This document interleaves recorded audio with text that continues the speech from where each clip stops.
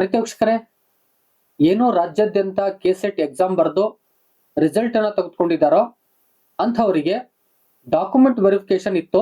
ಆ ಸಂದರ್ಭದಲ್ಲಿ ಅಭ್ಯರ್ಥಿಗಳು ಏನು ಕೆಸೆಟ್ ಅನ್ನ ಕ್ಲಿಯರ್ ಮಾಡ್ಕೊಂಡಿದ್ದಾರೋ ಅವರು ತಮ್ಮೆಲ್ಲ ಮೂಲ ದಾಖಲಾತಿಗಳನ್ನ ಕೆಇಎ ಆಫೀಸ್ಗೆ ಹೋಗಿ ವೆರಿಫಿಕೇಶನ್ ಮಾಡಿಸ್ಕೊಂಡು ಆ ನಂತರದಲ್ಲಿ ತಮ್ಮ ಸರ್ಟಿಫಿಕೇಟ್ ಗಳನ್ನ ತಗೋಬೇಕಾಗಿದೆ.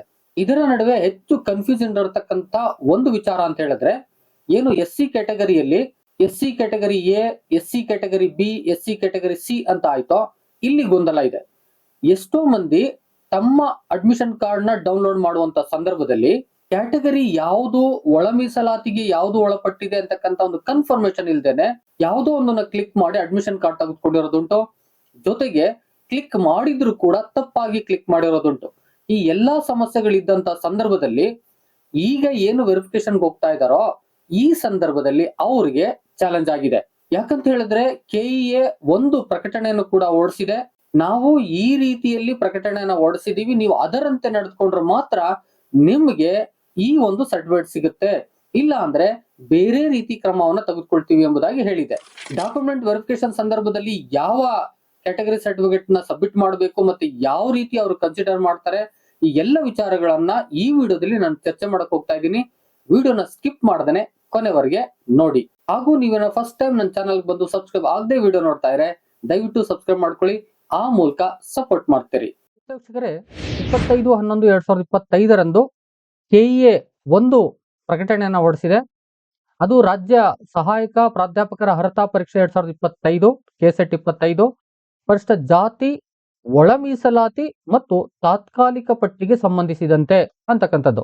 ಅಂದ್ರೆ ಪರಿಶಿಷ್ಟ ಜಾತಿನಲ್ಲಿ ಏನು ಒಳ ಮೀಸಲಾತಿಯನ್ನ ಮಾಡಲಾಗಿದೆಯೋ, ಆಗಸ್ಟ್ ತಿಂಗಳಲ್ಲಿ ಈ ಒಳ ಮೀಸಲಾತಿಯನ್ನ ಮಾಡಿ ಅಧಿಸೂಚನೆಯನ್ನ ಹೊರಡಿಸಾಗಿದೆಯೋ, ಆ ಹಿನ್ನೆಲೆಯಲ್ಲಿ ಕೆಸೆಟ್ ಎಕ್ಸಾಮ್ ಬರೆದಿರ್ತಕ್ಕಂಥ ಅಭ್ಯರ್ಥಿಗಳಿಗೆ ಯಾವ ರೀತಿಯಾಗಿ ಇದು ಅಪ್ಲೈ ಆಗುತ್ತೆ, ಜೊತೆಗೆ ನಾವು ಏನು ಕ್ರಮವನ್ನ ತೆಗೆದುಕೊಳ್ಳಕ್ ಹೋಗಿದ್ದೀವಿ ಅಂತಕ್ಕಂಥ ಎಲ್ಲ ವಿಚಾರನ ಈ ಒಂದು ಪ್ರಕಟಣೆಯಲ್ಲಿ ಹೊರಡಿಸಿದೆ.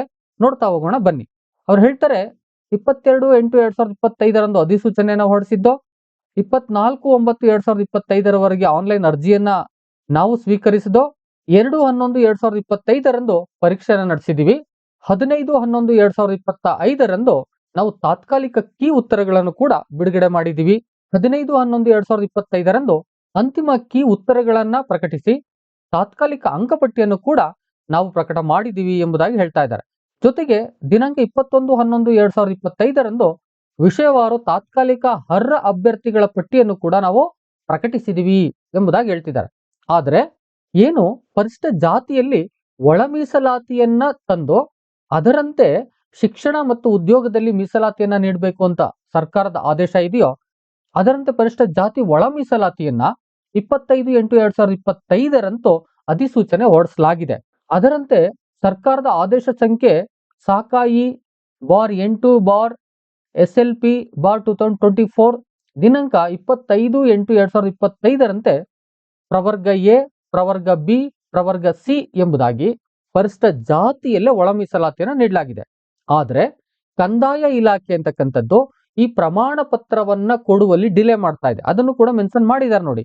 ಕಂದಾಯ ಇಲಾಖೆ ಇನ್ನೂ ಆನ್ಲೈನ್ ಪ್ರಮಾಣ ಪತ್ರ ವಿತರಣೆ ಆರಂಭಿಸಿಲ್ಲವಾದ್ದರಿಂದ ಎಂಬುದಾಗಿ ಹೇಳ್ತಾರೆ. ಈ ಕಾರಣದಿಂದಾಗಿ ಅಭ್ಯರ್ಥಿಗಳು ಈ ABC ಅಂತಕ್ಕಂಥ ಒಳ ಮೀಸಲಾತಿಯ ಕ್ಯಾಟಗರಿ ಸರ್ಟಿಫಿಕೇಟ್ ಅನ್ನ ತರೋದು ಕಷ್ಟ ಆಗ್ತಿದೆ. ಆದರೆ ಕೆಇಎ ಎಲ್ಲಾ ಕಾರ್ಯಗಳನ್ನ ನಡೆಸ್ತಾ ಬಂದಿರೋದ್ರಿಂದ ಈಗ ಅಭ್ಯರ್ಥಿಗಳಿಗೆ ಆ ಒಂದು ಸರ್ಟಿಫಿಕೇಟ್ ಗಳನ್ನ ನೀಡಬೇಕಾಗಿದೆ. ಅವರ ಡಾಕ್ಯುಮೆಂಟ್ ವೆರಿಫಿಕೇಶನ್ ಮಾಡಿ. ಡಾಕ್ಯುಮೆಂಟ್ ವೆರಿಫಿಕೇಶನ್ ಮಾಡುವಂತ ಸಂದರ್ಭದಲ್ಲಿ ಅವ್ರು ಹೇಳ್ತಾರೆ, ನೀವು ಏನು ಪ್ರವೇಶ ಪತ್ರವನ್ನ ಡೌನ್ಲೋಡ್ ಮಾಡುವಂತ ಸಂದರ್ಭದಲ್ಲಿ ಪರಿಶಿಷ್ಟ ಜಾತಿ ಎ, ಪರಿಶಿಷ್ಟ ಜಾತಿ ಬಿ, ಪರಿಶಿಷ್ಟ ಜಾತಿ ಸಿ ಅಂತ ಘೋಷಿಸಿಕೊಂಡಿದ್ದೀರೋ ಅದರ ಆಧಾರದ ಮೇಲೆ ನಾವೀಗ ಒಂದು ಅರ್ಹತಾ ಪಟ್ಟಿಯನ್ನು ಪ್ರಕಟ ಮಾಡಿದೀವಿ. ಈಗ ಡಾಕ್ಯುಮೆಂಟ್ ವೆರಿಫಿಕೇಶನ್ಗೆ ಕರೆದಿದ್ದೀವಿ, ನೀವು ಬರ್ತೀರಾ, ಡಾಕ್ಯುಮೆಂಟ್ ವೆರಿಫಿಕೇಶನ್ ಮಾಡ್ತೀರಾ. ಮಾಡುವಂತಹ ಸಂದರ್ಭದಲ್ಲಿ ಕೆಲವು ಮಾನದಂಡಗಳನ್ನ ನಾವು ಅನುಸರಿಸ್ತಾ ಇದ್ದೀವಿ. ಅವ್ರು ಹೇಳ್ತಾರೆ, ಅಭ್ಯರ್ಥಿಗಳು ಆನ್ಲೈನ್ ಅರ್ಜಿಯಲ್ಲಿ ನೀಡಿರುವ ಮಾಹಿತಿ ಆಧರಿಸಿ ತಾತ್ಕಾಲಿಕ ಪಟ್ಟಿ ಪ್ರಕಟಿಸಲಾಗಿರುತ್ತದೆ. ತಾತ್ಕಾಲಿಕ ಪಟ್ಟಿಯಲ್ಲಿ ಹೆಸರು ಬಂದ ಮಾತ್ರಕ್ಕೆ ತಮಗೆ ಕೆಸೆಟ್ 2025 ಅರ್ಹತಾ ಪ್ರಮಾಣ ಪತ್ರ ಖಾತ್ರಿಯಾಗಿದೆ ಎಂದರ್ಥವಲ್ಲ. ಎರಡನೇದಾಗಿ, ಕರ್ನಾಟಕ ಪರೀಕ್ಷಾ ಪ್ರಾಧಿಕಾರವು ದಾಖಲೆ ಪರಿಶೀಲನೆಗೆ ಆಹ್ವಾನಿಸುವ ದಿನಾಂಕದಂದು ತಾವು ಅರ್ಜಿಯಲ್ಲಿ ಸಲ್ಲಿಸಿರುವ ಮೀಸಲಾತಿ ಸಂಬಂಧಿಸಿದ ಮತ್ತು ಸ್ನಾತಕೋತ್ತರ ಪದವಿ ಪ್ರಮಾಣ ಪತ್ರಗಳ ಮೂಲ ಪ್ರತಿಗಳನ್ನು ಹಾಜರುಪಡಿಸಬೇಕು. ಸರಿ ಇರುವ ಬಗ್ಗೆ ಪರಿಶೀಲಿಸಿದ ನಂತರ ಮಾತ್ರ ಕೆಸೆಟ್ 2025 ಪ್ರಮಾಣ ಪತ್ರ ನೀಡಲಾಗುವುದು.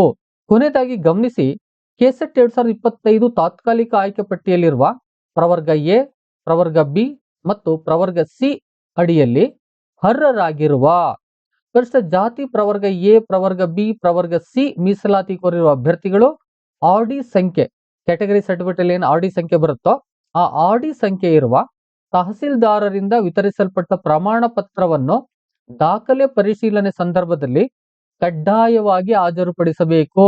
ಮತ್ತೊಮ್ಮೆ ಹೇಳ್ತೀನಿ, ಕಡ್ಡಾಯವಾಗಿ ಹಾಜರುಪಡಿಸಬೇಕು. ಹಾಜರುಪಡಿಸಲು ವಿಫಲವಾದಲ್ಲಿ ಅವರಿಗೆ ಪ್ರಮಾಣ ಪತ್ರ ನೀಡಲಾಗುವುದಿಲ್ಲ ಹಾಗೂ ಆ ಪ್ರವರ್ಗಕ್ಕೆ ನಿಗದಿಯಾಗಿರುವ ಸ್ಲಾಟ್ಗಳನ್ನು ಭರ್ತಿ ಮಾಡಲು ಮುಂದಿನ ಅಭ್ಯರ್ಥಿಗಳನ್ನು ಆಯ್ಕೆ ಮಾಡಲು ನಿಯಮಾನುಸಾರ ಕ್ರಮ ವಹಿಸಲಾಗುವುದು. ಗಮನಿಸ್ಕೊಳ್ಳಿ, ಏನು ಕ್ಯಾಟಗರಿ ಸರ್ಟಿಫಿಕೇಟ್ ಅದರಲ್ಲೂ ABC ಅಂತಕ್ಕಂಥದ್ದನ್ನ ನೀವು ನೀಡಿಲ್ಲ ಅಂತ ಹೇಳಿದ್ರೆ ಅವ್ರಿಗೆ ದಕ್ಕತಕ್ಕಂತ ಸೀಟುಗಳನ್ನ ಮುಂದೆ ಯಾರು ಕೊಡಬೇಕೋ, ಏನು ಕ್ರಮ ಇದೆಯೋ ಅದರಂತೆ ನಾವು ಕ್ರಮ ವಹಿಸ್ತೀವಿ ಎಂಬುದಾಗಿ ಹೇಳಿದ್ದಾರೆ. ಇಲ್ಲಿಗೆ ಕ್ಲಿಯರ್ ಆಗಿದೆ. ಕ್ಯಾಟಗರಿ ಸರ್ಟಿಫಿಕೇಟ್ ನ ಏನು ಅಭ್ಯರ್ಥಿಗಳು ಈ ಕೆಸೆಟ್ ಡಾಕ್ಯುಮೆಂಟ್ ವೆರಿಫಿಕೇಶನ್ಗೆ ಹೋದಂತ ಸಂದರ್ಭದಲ್ಲಿ ABC ಅಂತಾನೆ ಸಬ್ಮಿಟ್ ಮಾಡಬೇಕು. ಇಲ್ಲಿ ಸಮಸ್ಯೆ ಇರೋದು, ಮೇಲ್ಗಡೆ ಹೇಳಿದ್ದಾರೆ ಕಂದಾಯ ಇಲಾಖೆಯವರು ಇನ್ನೂ ನೀಡ್ತಾ ಇಲ್ಲ, ಅದು ಇನ್ನೂ ಕೂಡ ವಿಳಂಬ ಆಗ್ತಾ ಇದೆ ಅಂತಕ್ಕಂಥದ್ದನ್ನ ಹೇಳಿದ್ದಾರೆ. ಇಲ್ಲಿ ಕಡ್ಡಾಯವಾಗಿರುತ್ತೆ ಅಂತ ಹೇಳಿದ್ದಾರೆ. ಇಲ್ಲಿ ಅಭ್ಯರ್ಥಿಗಳಿಗೆ ಸಮಸ್ಯೆ ಆಗ್ತಾ ಇದೆ. ಆ ಹಿನ್ನೆಲೆಯಲ್ಲಿ ಅಭ್ಯರ್ಥಿಗಳು ಕೂಡ ಕೆಇಎಗೆ ಮನವಿಯನ್ನು ಮಾಡಿದ್ದಾರೆ, ಕೆಲವು ಸಂಘಟನೆಗಳು ಕೂಡ ಮನವಿಯನ್ನು ಮಾಡಿದಾವೆ. ಈ ಹಿನ್ನೆಲೆಯಲ್ಲಿ ಕೆಇಎ ಈ ಸಮಸ್ಯೆಯನ್ನ ಪರಿಹರಿಸಲಿಕ್ಕೆ ಯಾವ ರೀತಿಯಾದ ಕ್ರಮವನ್ನ ಕೈಗೊಳ್ಳುತ್ತೆ ಅಂತಕ್ಕಂಥದ್ದು ಬಹಳ ಇಂಪಾರ್ಟೆಂಟ್ ಆಗಿದೆ. ಜೊತೆಗೆ ಎಷ್ಟೋ ಮಂದಿ ಕೇಳ್ತಾ ಇದ್ರಿ, ನಾವು ಜನರಲ್ ಮೆರಿಟ್ ಅಲ್ಲಿ ಈ ಒಂದು ಕೆಸೆಟ್ ನ ಕ್ಲಿಯರ್ ಮಾಡ್ಕೊಂಡಿದೀವಿ, ಮೆರಿಟ್ ಲಿಸ್ಟ್ ಅಲ್ಲಿದೆ, ನಾವು ಕ್ಯಾಟಗರಿ ಅವರಾಗಿದ್ದೀವಿ, ಆದ್ರೆ ಕ್ಯಾಟಗರಿ ಸರ್ಟಿಫಿಕೇಟ್ ಕೊಡ್ಬೇಕಾ ಅಂತಕ್ಕಂಥದ್ದು. ನೀವು ಜನರಲ್ ಅಲ್ಲಿ ಸೆಲೆಕ್ಟ್ ಆಗಿದ್ರೆ ಅದು ಬೇಕಾಗಿಲ್ಲ. ನೀವೇನಾದ್ರೂ ಕ್ಯಾಟಗರಿಲಿ ಬಂದಿದ್ರೆ ಕ್ಯಾಟಗರಿ ರಿಸರ್ವೇಶನ್ ನ ತೆಗೆದುಕೊಂಡು ಸರ್ಟಿಫಿಕೇಟ್ ನ ತಗೊಳ್ತಾ ಇದ್ದೀರಿ ಅಂತ ಹೇಳಿದ್ರೆ ಕಡ್ಡಾಯವಾಗಿ ನೀವು ಸರ್ಟಿಫಿಕೇಟ್ ನ ಶೋ ಮಾಡಬೇಕಾಗುತ್ತೆ. ಇದಿಷ್ಟನ್ನ ಗಮನಿಸ್ಕೊಳ್ಳಿ. ಮುಂದೆ ಏನಾಗುತ್ತೆ ಅಂತಕ್ಕಂಥ ಅಪ್ಡೇಟ್ ಅನ್ನ ಕೊಡ್ತಾ ಇರ್ತೀನಿ. ನೀವು ಇನ್ನೂ ಸಬ್ಸ್ಕ್ರೈಬ್ ಆಗಿಲ್ಲ ಅಂತ ಹೇಳಿದ್ರೆ ಸಬ್ಸ್ಕ್ರೈಬ್ ಮಾಡ್ಕೊಳ್ಳಿ. ನಾನು ಮಾಡ್ತಕ್ಕಂಥ ಎಲ್ಲ ಅಪ್ಡೇಟ್ಗಳು ನಿಮ್ಗೆ ತಲುಪ್ತಾ ಹೋಗ್ತವೆ. ಪ್ರೀತಿ ವೀಕ್ಷಕರೇ, ಈ ವಿಡಿಯೋ ಮಾಹಿತಿ ಇಷ್ಟ ಆಗಿತ್ತು, ವಿಡಿಯೋ ಇಷ್ಟ ಆಗಿದ್ರೆ ಒಂದು ಲೈಕ್ ಮಾಡಿ, ಎಷ್ಟೋ ಮಂದಿಗೆ ಬೇಕಾಗುತ್ತೆ ಶೇರ್ ಮಾಡಿ. ಜೊತೆಗೆ ಏನಾದ್ರು ಕೇಳಬೇಕು ಹೇಳಬೇಕು ಅಂತ ಹೇಳಿದ್ರೆ ಕಾಮೆಂಟ್ ಬಾಕ್ಸ್ ಅಲ್ಲಿ ಒಂದು ಕಾಮೆಂಟ್ ಮಾಡಿ. ಮತ್ತೊಂದು ಇನ್ಫಾರ್ಮೇಟಿವ್ ವಿಡಿಯೋ ಜೊತೆ ನಿಮ್ಮೊಟ್ಟಿಗೆ ಬರ್ತೀನಿ. ಅಲ್ಲಿವರೆಗೆ thank you and all, love you all. Video ನೋಡಿದ ಪ್ರತಿಯೊಬ್ಬರಿಗೂ ಕೂಡ ಅನಂತ ಧನ್ಯವಾದಗಳು. ಮತ್ತೆ ಭೇಟಿ ಆಗ್ತಿರೋಣ.